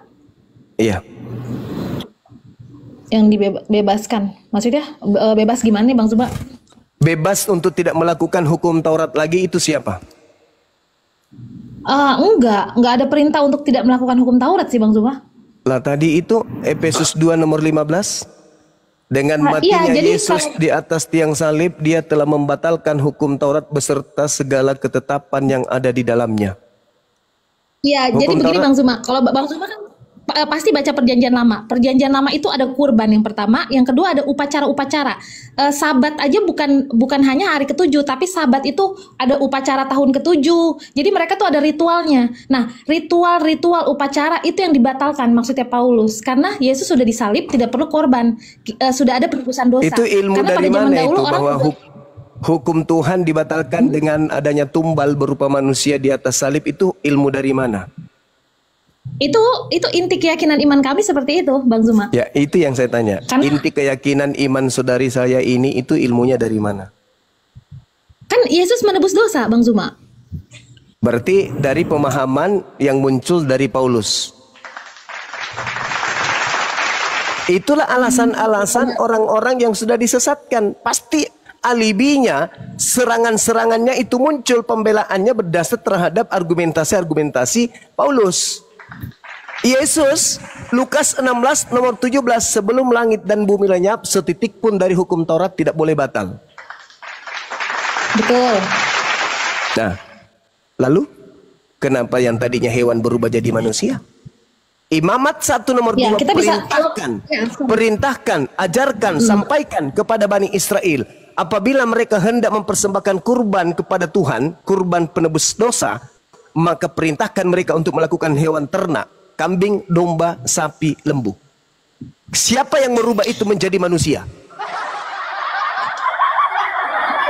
Bang Zuma, ini kan Bang Zuma bilang ayat dari Paulus, tidak hanya dari Paulus, tapi Matius 28, Yesus ini dalil Yesus langsung juga. Yesus bilang ini penebusan dosa. Jadi tidak Matius hanya 28. kami ayat Matius 20 Matius ayat 28, 28. sorry. Matius 20. 20 Ya, Bang silakan. Zuma. Matius- Apa yang dikatakan di sana? Ya, jadi Matius 20 ayat 28, sama seperti anak manusia datang bukan untuk dilayani, melainkan untuk melayani dan untuk memberikan nyawanya menjadi tebusan bagi banyak orang. Ini dalil Yesus langsung. Matius 20 Iya. ayat 28. Oke. Dikatakan sama seperti anak manusia datang bukan untuk dilayani, melainkan untuk melayani dan untuk memberikan nyawanya menjadi tebusan bagi orang banyak. Yang dimaksud di sini bukan nyawa dia harus mati, tetapi Anda lagi-lagi memaknai dia harus mati. Yang dimaksud di sini adalah perjuangan. Perjuangan Yesus mendakwakan bersama murid-muridnya di tengah-tengah Bani Israel, mati pun dia rela demi untuk menegakkan kemudian hukum Tuhan kepada mereka, bukan menjadi tumbal. Coba Anda baca lagi. Ketika kemudian Yakobus, ibu Yakobus dan Yohanes ini memerintahkan kemudian untuk melayani, maka datanglah ibu anak-anak Zebedeus serta anak-anak kepada Yesus, lalu sujud di hadapannya untuk minta sesuatu kepadanya. Kata Yesus, apa yang kau kehendaki? Jawab mereka, berilah perintah supaya kedua anakku ini boleh duduk kelak di dalam kerajaanmu. Jelas, ketika kemudian Yesus mengatakan, kamu tidak tahu apa yang kamu minta, dapatkah kamu meminum cawan yang harus kuminum? Kemudian mereka menjawab, kami dapat. Yesus berkata kepada mereka, cawanku memang akan kamu minum, tetapi hal duduk di sebelah kananku dan di sebelah kiriku, aku tidak berhak memberikannya. Untuk itu akan diberikan kepada orang-orang bagi siapa Bapakku telah menyediakannya. Seperti Yesus dalam hal ini tidak bisa memberikan siapa yang di surga, siapa di neraka. Mendengarkan itu, marahlah ke 10 murid yang lain kepada kedua saudara itu. Tetapi Yesus memanggil mereka dan berkata, kamu tahu bahwa pemerintah-pemerintah, bangsa-bangsa memerintah rakyatnya dengan tangan besi, dan pembesar-pembesar menjalankan kuasanya dengan keras atas mereka. Tidaklah demikian di atas kamu. Barang siapa ingin menjadi besar di antara kamu, hendaklah ia menjadi pelayanmu. Dan barang siapa ingin menjadi terkemuka di antara kamu, hendaklah ia menjadi hambamu. Maka seperti anak manusia, sama seperti anak manusia, datang untuk dilayani, bukan datang untuk dilayani, melainkan untuk melayani dan untuk memberikan nyawanya menjadi tebusan bagi orang-orang lain. Ini maksudnya. Yesus datang untuk berjuang, mempertahankan kemudian apa yang hendak ia sampaikan. Meskipun mati taruhannya, dia rela kemudian mati untuk kemudian mengamankan murid-muridnya, untuk nembus murid-muridnya. Tetapi jangan disalahartikan tentang penebusan dosa. Kenapa bertentangan dengan penebusan dosa? Coba lihat, kalau ucapan ini untuk mati, ucapan Yesus ini untuk mati, lihat di dalam Yohanes 4.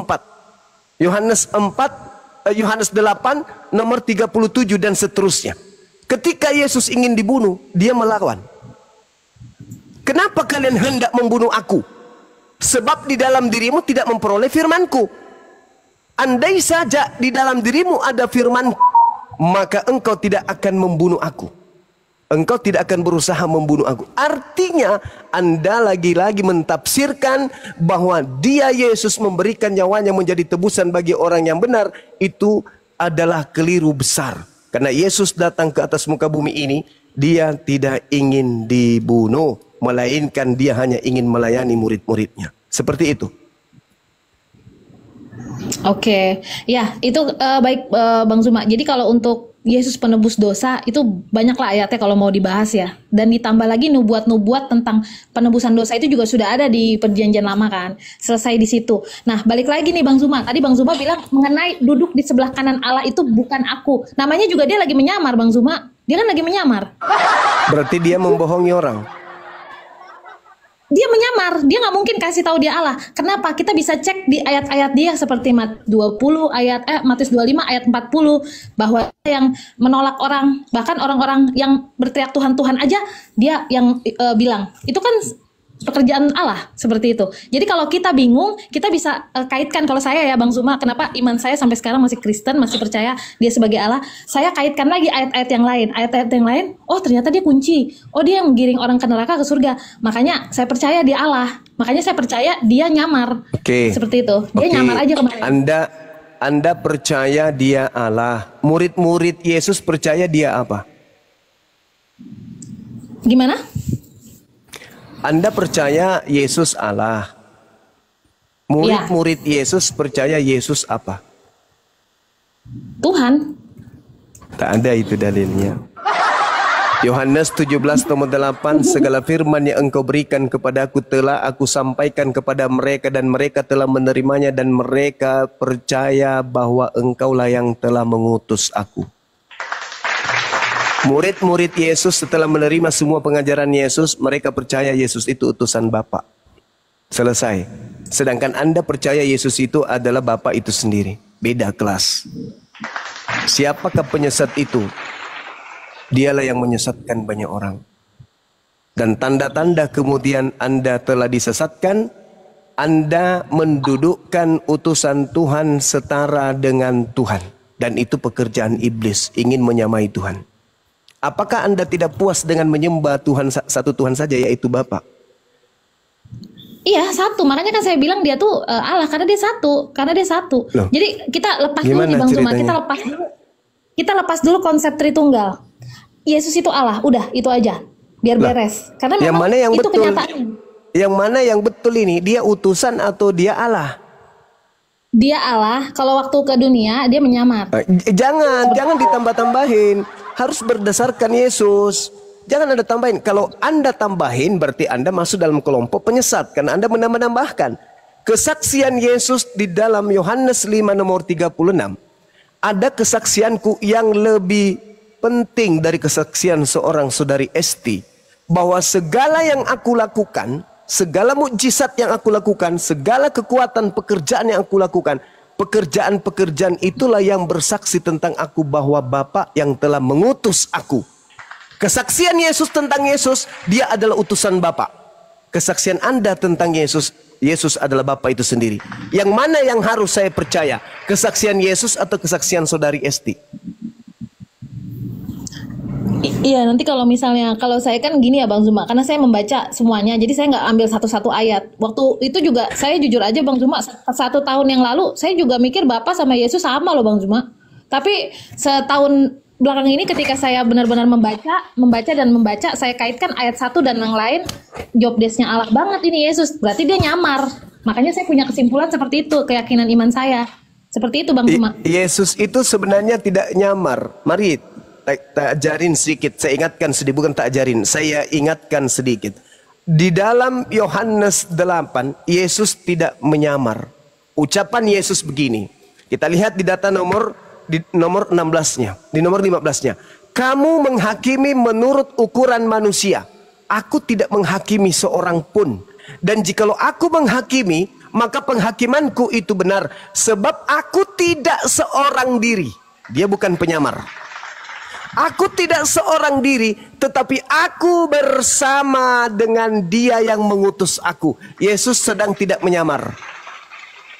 Makanya dia sakti, makanya dia hebat, karena dia bersama dengan Sang Pencipta langit dan bumi. Dan di nomor 17-nya Yesus berkata, dan di dalam kitab Tauratmu ada tertulis bahwa kesaksian dua orang adalah sah. Nomor 18-nya, akulah yang bersaksi tentang diriku sendiri. Satu, dan juga Bapa yang mengutus aku bersaksi tentang aku. Dua, aku dan Bapa adalah dua. Bukan aku nyamar. Bukan Bapa yang nyamar dengan menggunakan aku, enggak. Aku dan Bapa adalah dua. Baca nomor 29-nya. Dan Bapa yang mengutus aku, Bapa menyertai aku. Bapa tidak membiarkan aku seorang diri, sebab aku senantiasa berbuat apa yang berkenan kepadanya. Apakah Yesus menyamar? Saudari, saya ulang, apakah Yesus menyamar atau dia bersama dengan Bapa? Iya, ayat itu dia lagi nyamar dalam ayat itu. Loh. Bagaimana bisa Anda mengatakan dia menyamar, sementara dia mengatakan aku tidak seorang diri, aku bersama dengan Bapa. Coba kita lihat lagi. Iya, Bang Tuma. Data selanjutnya, kita lihat di dalam Kisah Para Rasul 2 nomor 22. Apa kata kitab saudara? Orang Israel harus tahu. Dengarkanlah perkataan, hai orang-orang Israel. Yang aku maksudkan adalah Yesus dari Nazaret. Seorang manusia yang telah ditentukan oleh Allah, yang dinyatakan kepadamu dengan kekuatan-kekuatan dan mukjizat-mukjizat dan tanda-tanda yang dilakukan oleh Allah dengan perantaraan manusia Yesus di tengah-tengah kamu. Mana nyamar di sini? Gak ada dia menyamar. Dia sedang melakukan mukjizat-mukjizat yang dilakukan oleh Allah melalui perantaraan manusia Yesus. Makanya di dalam Yohanes, sedikit lagi, Yohanes 4 nomor 34. Apa kata Yesus di sana? Coba dibaca. Makananku, Ayat berapa? 34. Kata Yesus, makananku ialah melakukan kehendak Bapa yang mengutus aku dan menyelesaikan pekerjaannya. Mana dia menyamar? Iya, Dia karena murni dalam Markus, utusan Tuhan. iya, karena dalam Markus 13 ayat 26 juga kan dia bilang pada waktu itu orang akan melihat anak manusia datang dalam awan-awan dengan segala kekuasaan dan kemuliaannya. Kemuliaannya, kekuasaannya itu hanya Allah. Itu. Jadi saya berpikir bukan pakai akal ya, Bang Tuma. Saya nggak pakai akal, jadi saya berpikir seperti yang Yesus bilang, ayat itu harus dengan roh, harus dengan dibacanya. Sekarang Anda baca dengan roh Yohanes 1 nomor 14. Please, Anda baca dengan roh. Bisakah? Oke, Yohanes 1 ayat 14. 1 ayat 14. Firman itu telah menjadi manusia dan diam di antara kita, dan kita telah menjadi kemuliaannya, yaitu kemuliaan yang diberikan kepadanya sebagai anak tunggal Bapa, penuh kasih karunia dan kebenaran. Ya, kemuliaannya itu diberikan atau kemuliaannya sendiri? Ya, dia harus begitu, karena dia kan lagi nyamar, Bang Zuma. Dia harus bicara seperti itu. Kemuliaan itu diberikan atau kemuliaannya itu milik dia sendiri? Sebentar, Bang. Sorry. Ya, punya dia lah sebenarnya, Bang Zuma. Loh. Kemuliaan yang diberikan. Kemuliaan yang diberikan. Gini, Firman itu telah menjadi manusia dan diam di antara kita, dan kita melihat kemuliaannya, yaitu kemuliaan yang diberikan Bapa kepadanya sebagai anak tunggal Bapa, penuh kasih karunia dan kebenaran. Jangan maksa, saudariku, jangan maksa. Anda mengatakan berbicara berdasarkan roh penuntun. Di situ kemuliaan Yesus itu diberikan atau tidak? Iya, dia harus bicara seperti itu. Itu sepik aja dari Yesus, Bang Zuma. Astagfirullah. Itulah yang saya katakan, bahwa Yesus mewanti-wanti muridnya agar waspada kepada penyesat. Karena penyesat itu akan menggunakan berbagai macam cara untuk menyesatkan, meski membantah dalil sekalipun. Tidak peduli. Yang namanya penyesat akan menggiring siapapun yang ada di depannya. Hati Anda sudah mati, saudari. Akal Anda juga mati loh. Bible yang Anda genggam menarasikan masa-masa di mana Anda harusnya paham. Tapi Anda memelintir terus, melintir terus, melintir terus. Saya meluruskan dalil, Anda membengkokkan dalil. Jadi begini Bang Zuma, bukan lagi. Saya membengkokkan, saya mengkaitkan ayat-ayat yang lain karena hanya Yesus bersaksi tentang dirinya. Kemuliaan. Yang tahu tentang Yesus Anda atau Yesus? Yang tahu, yes, Ya. Yesus. Saya tahu karena saya baca. Yesus bersaksi tentang dirinya sebagai apa? Sebagai Tuhan atau utusan Tuhan? Waktu kapan dulu nih? Waktu kapan dulu? Yang lebih tahu tentang Yesus itu ente atau Yesus? Yesus, pasti Yesus. Lah Yesus, kok Anda bertanya waktu kapan Anda? Sekarang ini yang tahu Yesus itu Anda. Yang tahu tentang Yesus itu adalah Yesus itu sendiri. Betul, tapi kan kita dikasih Alkitab apa? tebal, suruh kita baca seperti itu Bang Zuma. Kita Sekarang baca Anda percaya kepada pengakuan Yesus atau Anda percaya kepada pengantar-pengantar yang ada dalam kitab saudara? Iya, jadi kalau yang saya lihat ini Silakan. ayat yang lain ini kaitan. Yesusnya loh yang Pokoknya bersaksi. Alamak. Segala kuasa Tapi kan yang aku lakukan. kalau sekarang gini. Oke Bang Zuma, sekarang saya tanya Bang Zuma. Kalau di Anda Muslim mewakili itu siapa Yesus yang datang? Kristus melawan Yesus anak Maria loh. Enggak, saya mau tanya, kalau di Muslim Saya bagaimana Bang Zuma? mewakili Yesus Siapa yang anak datang? Maria, Anda mewakili Yesusnya Paulus yang datang di padang gurun. Silakan. Ya, Bang Zuma, kalau di Muslim yang datang itu siapa ntar kiamat? Nabi Isa alaihi salam yang datang kemudian meluruskan atas dakwaannya kepada para terdakwa. Wa innahu la ilmul lisa'a fala tamtarunna biha wattabi'un hadza siratum mustaqim. Beliau turun ke atas muka bumi ini untuk meluruskan ajarannya yang dibengkokkan oleh para penyesat. Ingat. Yohanes 12 nomor 48. Barang siapa yang menolak aku dan tidak menerima firmanku, dia sudah ada hakimnya, yaitu perkataan yang pernah aku ucapkan kepada mereka. Perkataan itulah kelak yang akan menjadi hakimnya di akhir zaman. Oke baik, noted. Yang saya tanya, kalau di Muslim siapa yang balas perbuatan jahat, perbuatan baik itu siapa? Allah Subhanahu wa Ta'ala. Nah, kalau di kami yang balas perbuatan itu jahat ataupun baik itu Yesus, makanya Tadi kita iman sama-sama saya membaca dalil. Siapa yang duduk di kananku, siapa yang duduk di kiriku, aku tidak berhak untuk menunjukkan. Itu disiapkan oleh Bapa, oleh siapa yang disiapkan oleh Bapa. Jangan Anda mentafsir. Maukah engkau aku tunjukkan, kata Yesus, kepada siapakah engkau harus takut? Takutlah kepada Dia yang sanggup membunuh jasad dan juga melemparkan manusia ke dalam api yang menyala-nyala. Siapa Dia? Bapa. Yesus itu cuman hakim. Dia yang menghakimi. Kamu kenapa menuhankan aku, sedangkan kamu tidak melakukan kehendak Bapakku? Matius 7 nomor 15 sampai nomor 23. Waspadalah kepada nabi-nabi palsu yang datang kepadamu dengan menyamar seperti domba. Dari buahnya engkau akan melihat dia. Bukan setiap orang yang memanggil aku Tuhan akan masuk ke dalam kerajaan langit, melainkan dia yang melakukan kehendak Bapakku. Berarti yang memegang kuasa lebih utama di atas Yesus siapa? Bapakku. Yesus hanya hakim saja. Makanya di dalam Al-Quran ditanya, wa isqala Isa bin Maryam ya bani Israel inni rasulullahi ilaikum. Wa isqalallahu ya Isa bin Maryam a anta qulta linnas tahizuni. Wahai Isa, aku Tuhan berkata kepadamu, apakah engkau yang mengajarkan mereka menuhankan dirimu?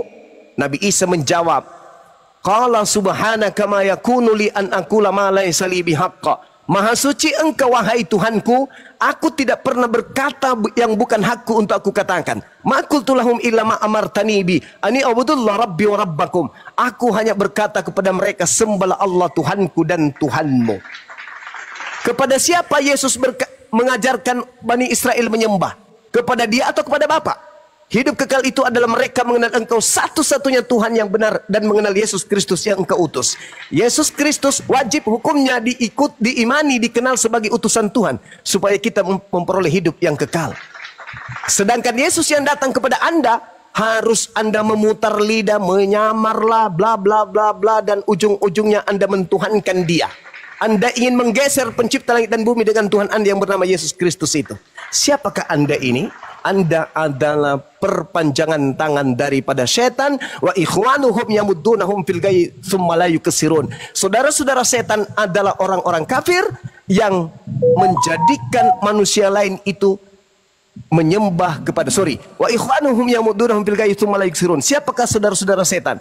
Bukankah dia orang kafir ini yang menolong setan di dalam mendurhakai pencipta langit dan bumi, dan mereka selama-lamanya akan menyesatkan. Oke, betul sekali Bang Zuma. Anda sedang begini, menolong setan agar manusia menyembah setan. Ya, Bang Zuma, kalau di Kristen itu memang, ya itu kan keimanan saya ya, baik itu kan pemikiran Bang Zuma, keimanan Bang Zuma, ya kan kita kan saling diskusi nih, maksudnya ini kan saya menjelaskan keimanan saya seperti ini. Kenapa nih Bang Zuma, saya menganggap Yesus itu Allah, saya nggak tanggung-tanggung gitu kayak orang. Kalau orang kan bilang anak Allah, firman, enggak, dia itu Yesus. Kenapa saya berbicara? Karena saya punya dalil, dia yang akan membalaskan setiap perbuatan jahat dan perbuatan baik. Dan itu merupakan pekerjaan Tuhan, apalagi dengan kedatangannya, kemuliaannya, Anda keliru. Coba Anda bacakan, coba Anda bacakan Yohanes 12 nomor 48 deh, bacakan. Anda yang baca, saya dengarkan. Silakan. Yohanes 12 ayat berapa? Yohanes 12 nomor 48.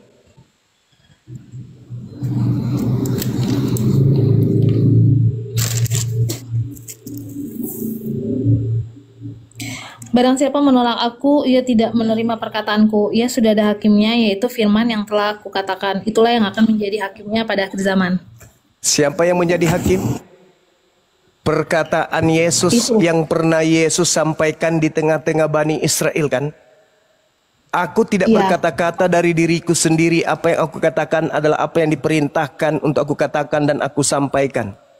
Adakah Yesus mengajarkan? Adakah perkataan Yesus di dalam firman yang disampaikan aku adalah Bapa itu sendiri, sembahlah aku?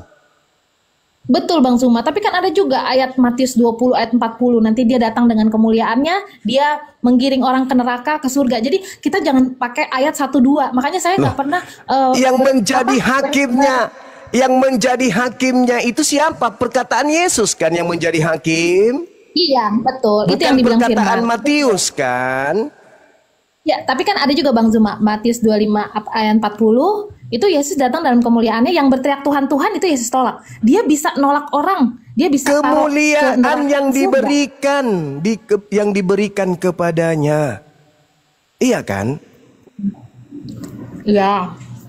Nah, itu kemuliaan dia. Allah. Iya, yang diberikan kepada anak manusia Yesus.